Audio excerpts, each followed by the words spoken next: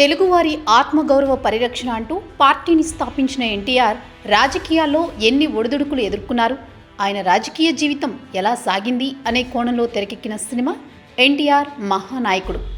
ఎన్టీఆర్ 9 నెలల్లో పార్టీని స్థాపించి అధికారంలోకి తేవడం అంత సులభంగా జరిగిన ప్రక్రియ అయితే కాదు. అందుకు ఆయన పడ్డ కష్టం వర్ణనాతీతం. తెలుగువాడికి ఉనికిని ప్రపంచానికి చాటి చెప్పే క్రమంలో ఆయన రాజకీయంగా ఎన్నో ఒడిదుడుకులు ఎదుర్కొన్నారు. ప్రపంచానికి తెలుగువాడి సత్తాను చాటారు.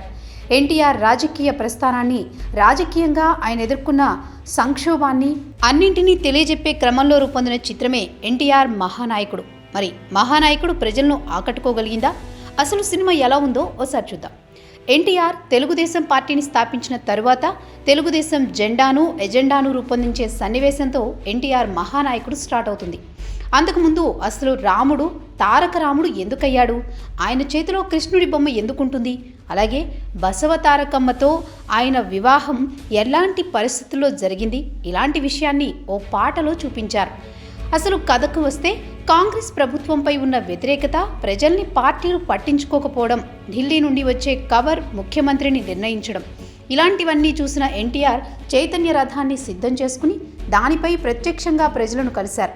తిరుగులేని ఆధిక్యతతో విజయాన్ని సాధించారు.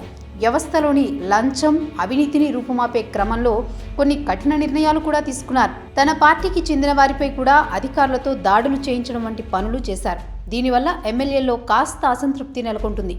అదే సమయంలో తన సతీమణి బసవతారకానికి క్యాన్సర్ ఉందని తెలియడం, ఆమె చికిత్సతో పాటు ఎన్టీఆర్ తన గుండె ఆపరేషన్ కోసం ఆయన భార్యతో కలిసి అమెరికా వెళ్లడం, ఇదే అదనుగా భావించిన నాదెండ్ల భాస్కర్రావు ఎమ్మెల్యేలు వారి అసంతృప్తిని వ్యక్తం చేస్తూ ఒక లేఖ రాయడంతో దాంతోపాటు సంతకాలు కూడా చేస్తారు.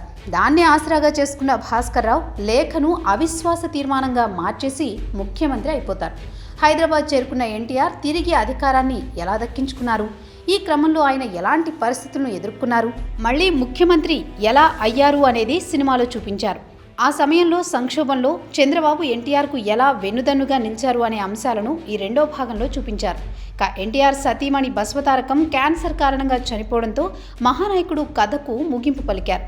చివరకు కారణాలు ఏవైనా గెలుపుకి కారణం గెలిచినోడిదే, ఓటమికి కారణం ఓడినవాడిదే అన్నట్టు దర్శకుడు క్రిష్ ప్రతి సన్నివేశాన్ని చక్కగా చిత్రీకరించారు. ముఖ్యంగా సన్నివేశాలకు అనుగుణంగా చక్కటి డైలాగ్స్ కూడా రాశారు. అలాగే సంగీత దర్శకుడు కీరవాణి సంగీతం అందరినీ అబ్బురపరిచిందనే చెప్పాలి. అసలు ఎన్టీఆర్ బసవతారకం పెరిగి పెద్దవాళ్లుగా మారి పెళ్లి చేసుకునే క్రమాన్ని రామున్న కథ పాట రూపంలో అద్భుతంగా చూపించారు.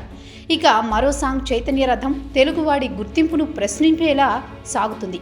ఇక ఎన్టీఆర్ కాషాయ దుస్తులు ఎందుకు వేసుకునేవారు అనే దానికి వివరణ ఇస్తూ సన్నివేశాలను బలంగానే రాశారు. దానికి తగిన విధంగా ఋషివో రాజర్షివో పాట కూడా ఉంటుంది. జ్ఞానశేఖర్ కెమెరా పనితనం అద్భుతంగా ఉంది.